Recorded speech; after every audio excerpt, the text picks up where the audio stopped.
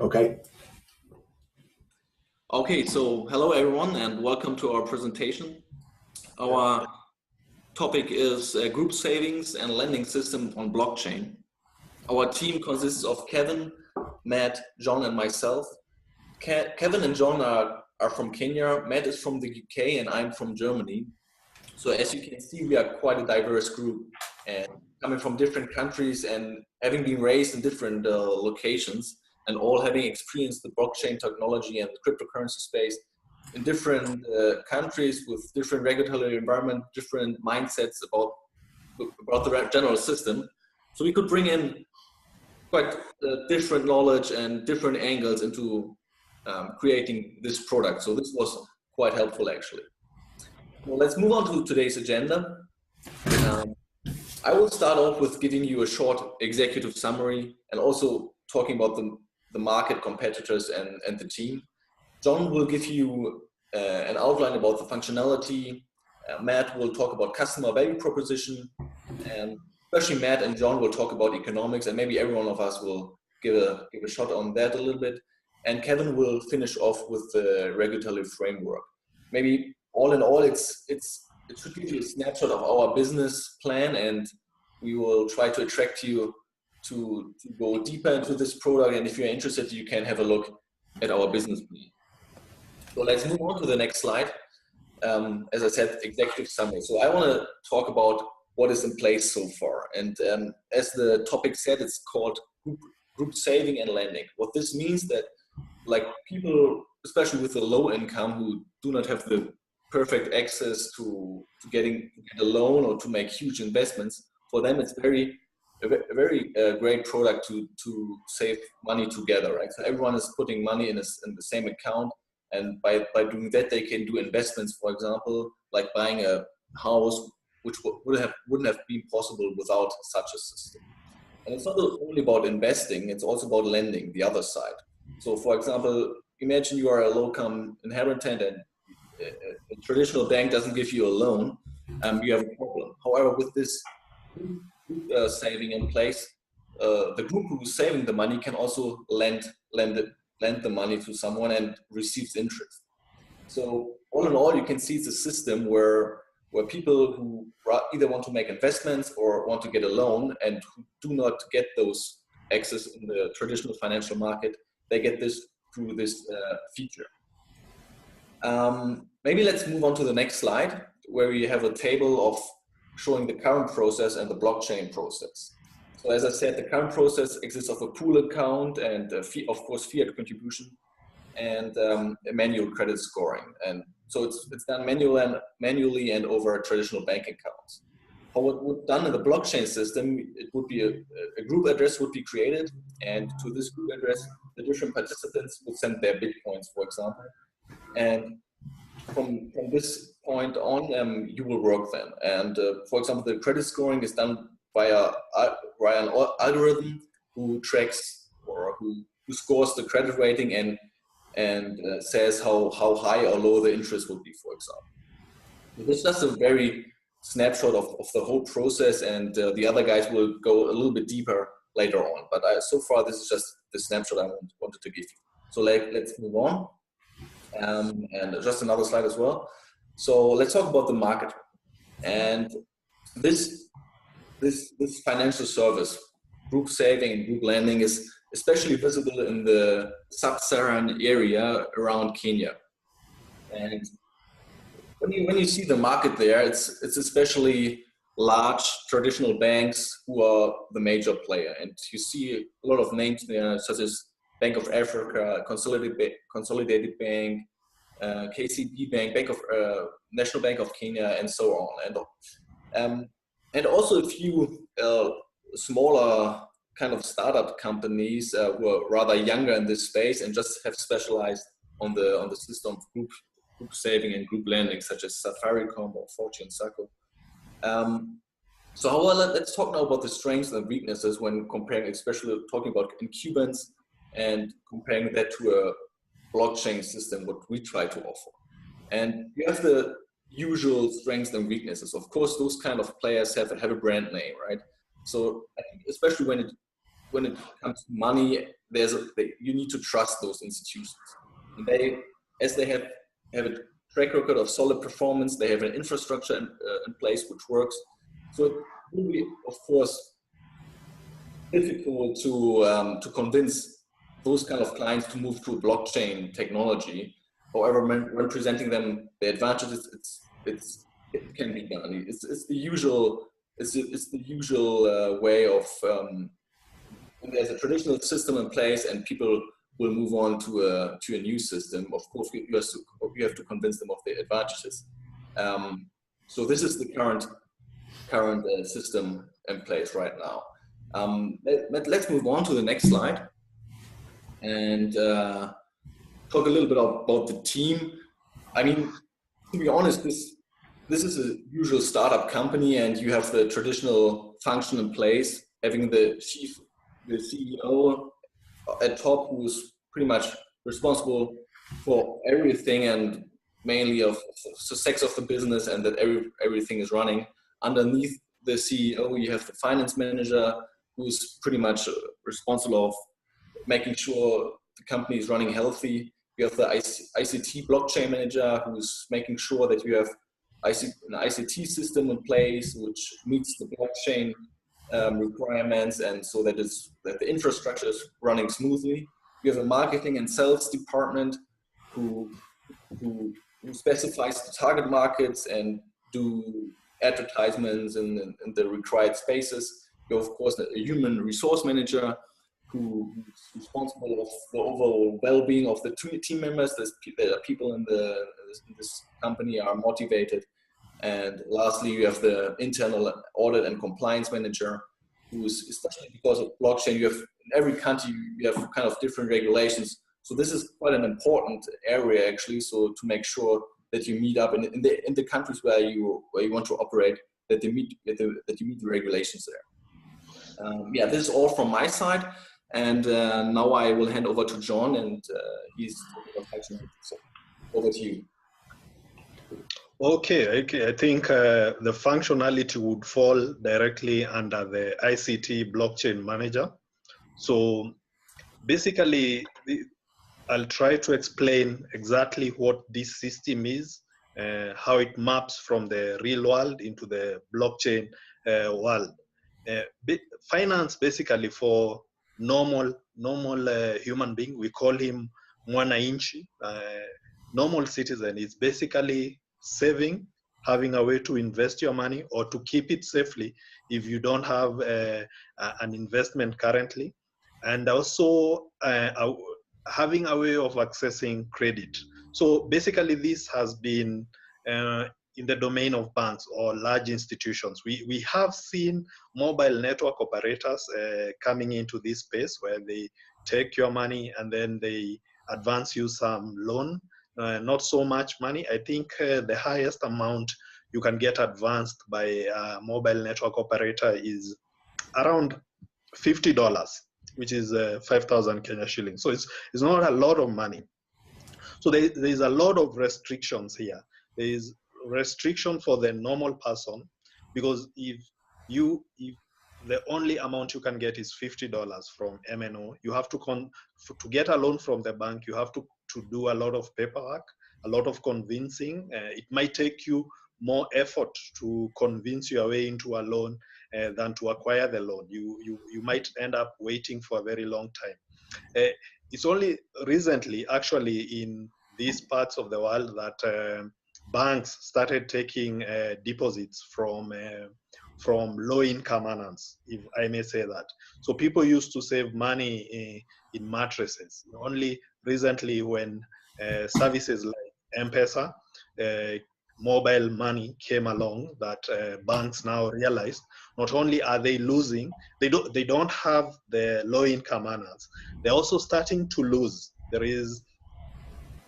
They're losing business from middle-class people, because the mobile network operators, they don't they don't charge too much to keep your money compared to banks.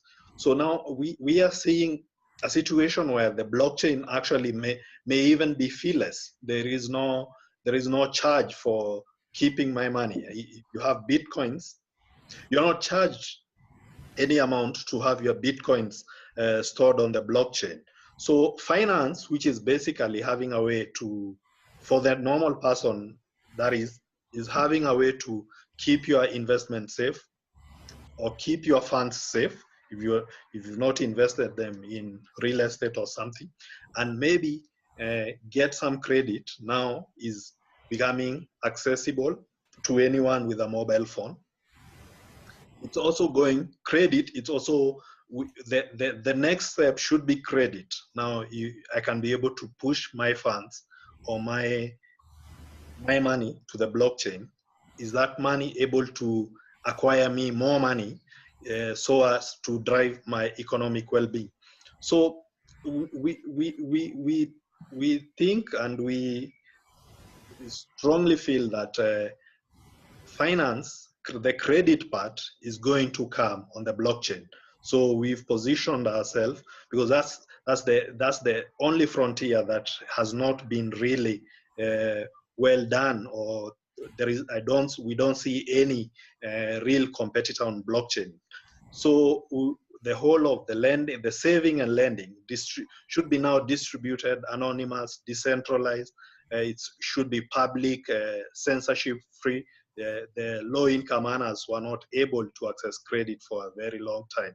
So with education, with technology, with cheap alternative to institutions like bank now, then cheap alternative moved to mobile network operators. Now we think blockchain should be the next cheaper alternative. So of course, the main functionality is the lending functionality.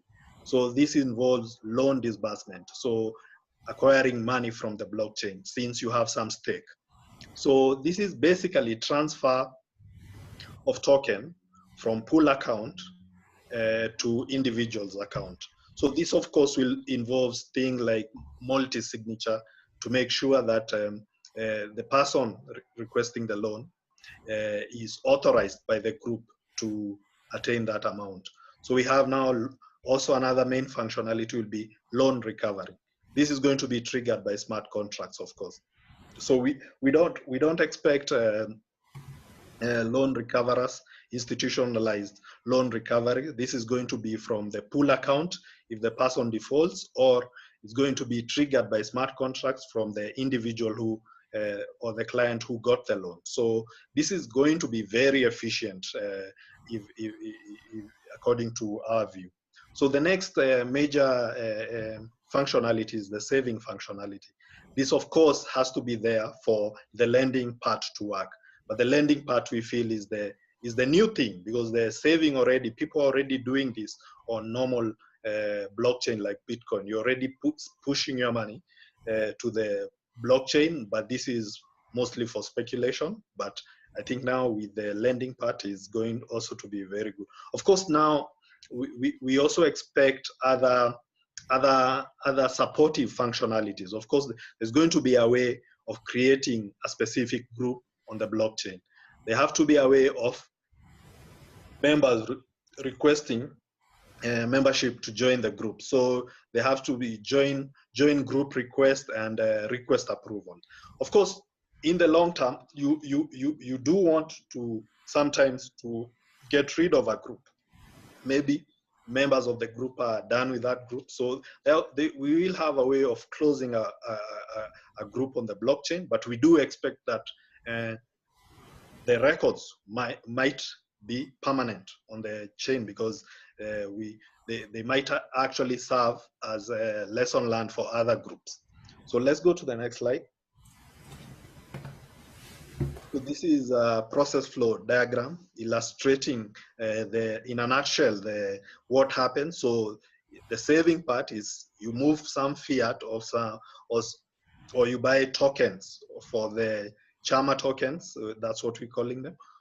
You buy tokens using fiat or some other cryptocurrency. So when you buy those tokens, they're actually added to the group pool account. So now the pool account has 1 million tokens. Maybe one token is worth $10. So the whole worth of the pool account is $10 million. So some member is going to request for a loan at some point. Of course, the disbursement of the loan will require multiple signing of the transaction. So if that happens, funds will move from the pool account to individual address. After some time, a smart contract will trigger that will debit will move funds now from the individual account back to the pool account plus some interest.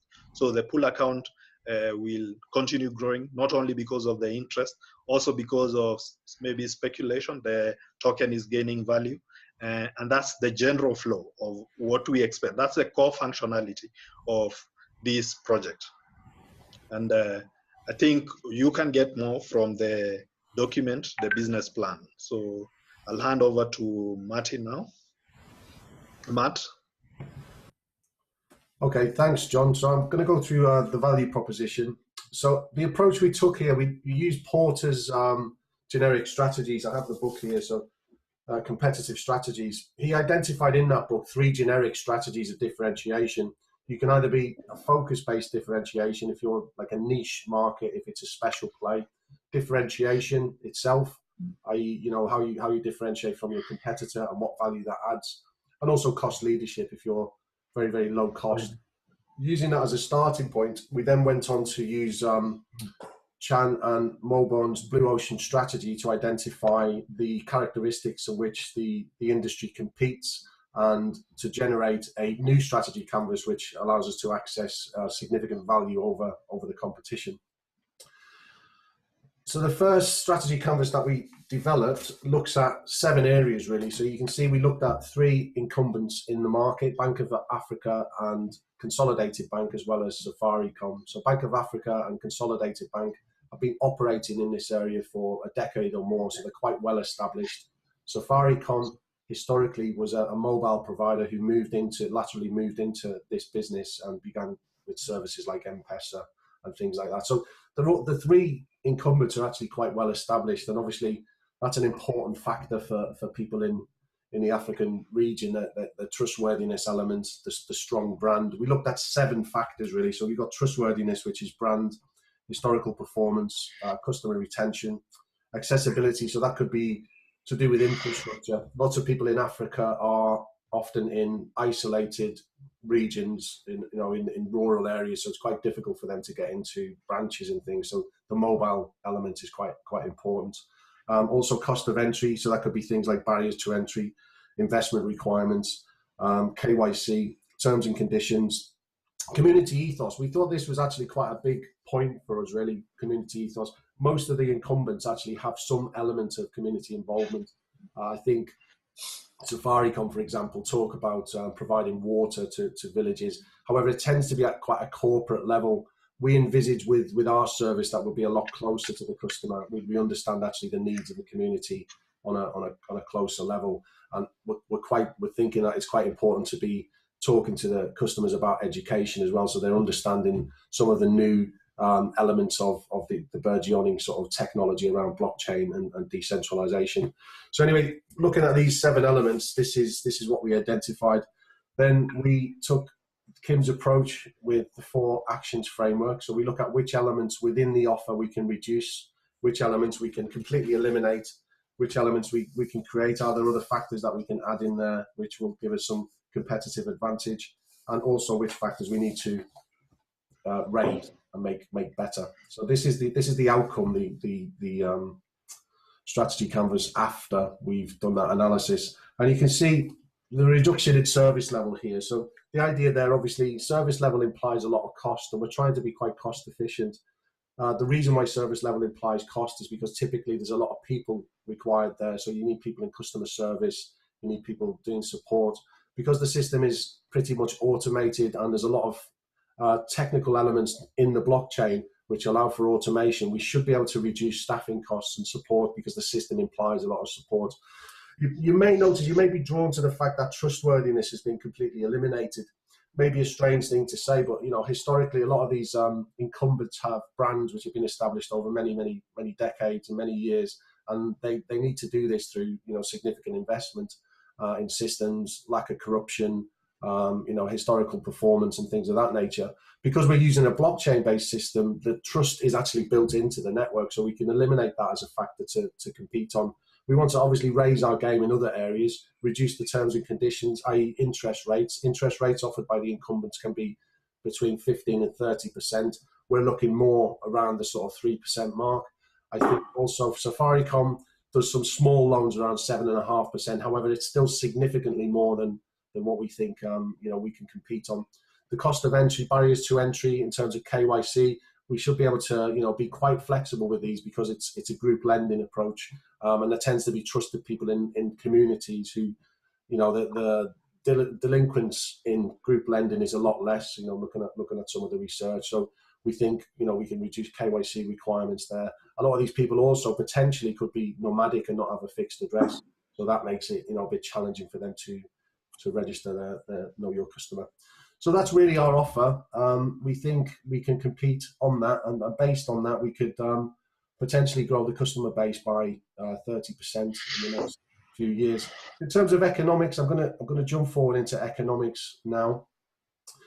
The first round, we're going to bootstrap the business through an initial coin offering. The ICO will be based on a token called Charma token.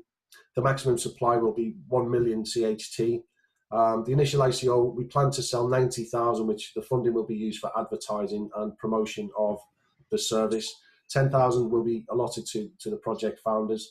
Initial price will be set at $10, so we should raise $900,000 in the first round to be able to sort of promote the business and to run and operate the business for the first year, until at which point we envisage we'll be able to break even.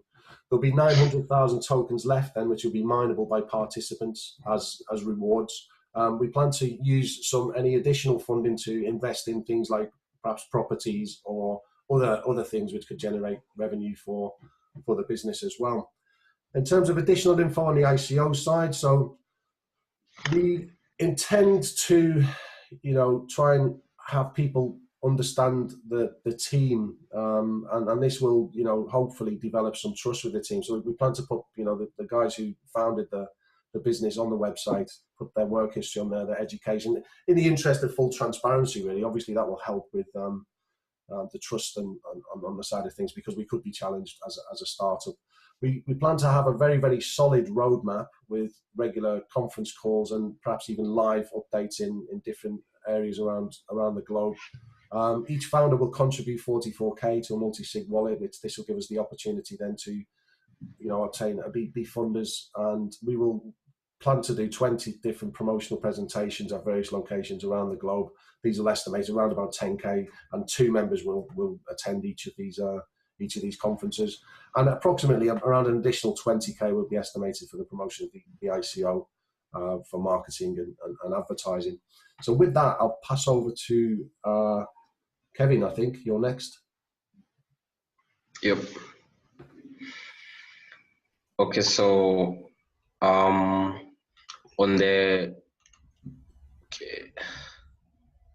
how do I get control of the request? I'll just move it forward for you, Kev. Okay, I've requested. Oh, there you go. So yeah, you've got control now. Okay. So in terms of the model of the Charma token, it's going to be a utility token as opposed to a security token, and this is because the token natively does not accrue any dividends and any no interest, just on the Charma token itself, in terms of ownership or equity of the Charma token company. And in terms of the regulatory considerations, some of the things we considered before we chose an area to where the location of the incorporation of the company was the pilot users. The first users are going to be in Kenya, but ideally the Charma token would be used by any social savings and lending groups anywhere in the world. And we had to get a location where the regulation is favorable. So in terms of the marketing of how the token is marketed to potential customers, how the token will be sold, and even the platform and the business operation have to be considered in terms of the regulation. Also, the exchange where the token would be listed and traded. You'd find that when applying to be listed and to be traded in an exchange, the exchange would require you to disclose where you intend the token to be sold. So these are some of the considerations in terms of the regulations framework. Then while defining the Chama token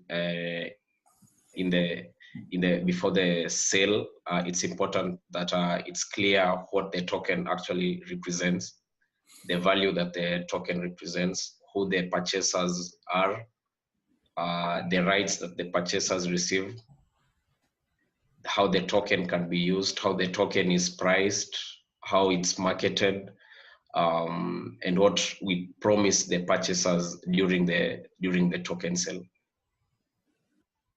Then I'll flip over to the next slide, which are where these are three things, which is mainly documentation, the KYC, and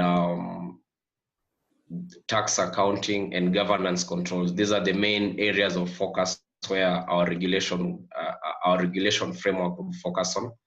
And in terms of the documentation, is making sure that all documentation from the legal structure, the token sale, the marketing documents, the social media channels, we are guided by a common framework.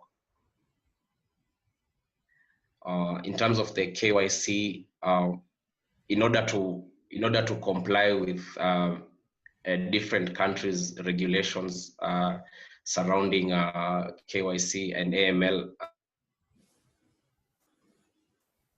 anti-money laundering laws, our regulation framework would have to ensure that we have a basic KYC, and as Matt said, we're not going to really do a lot of KYC since maybe some of the due to the nature of some of the social groups like nomads, said.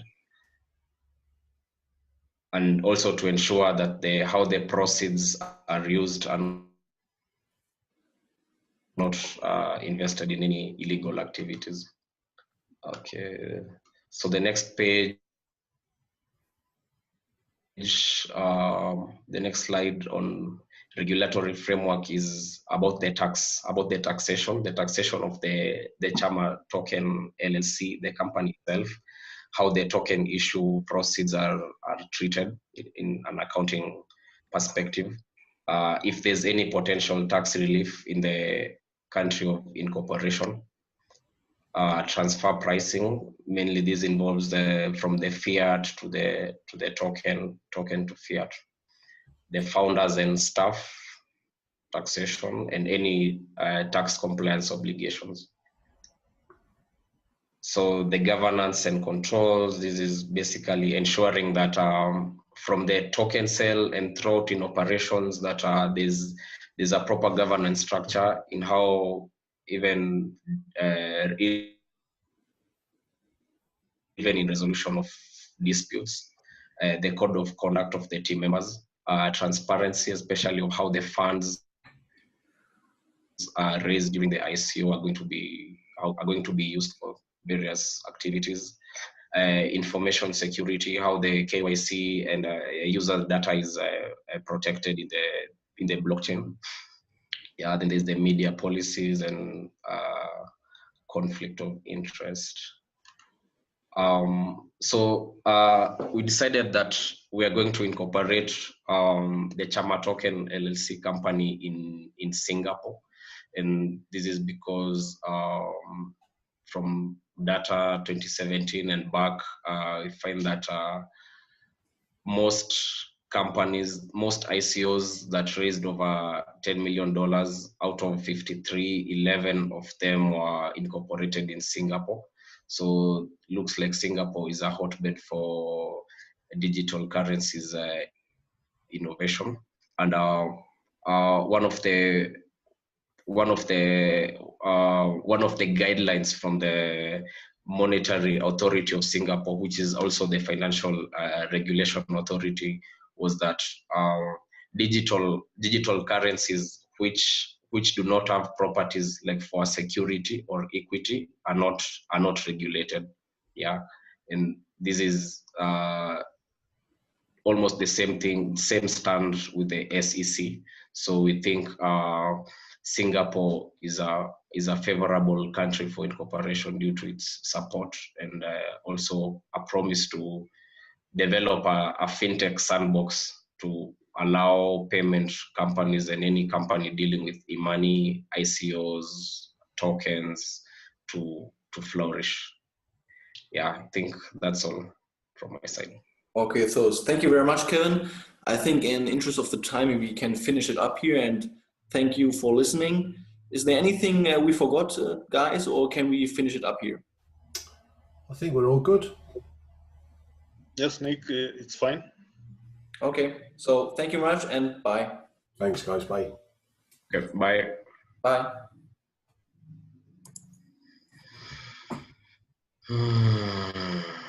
Let's see.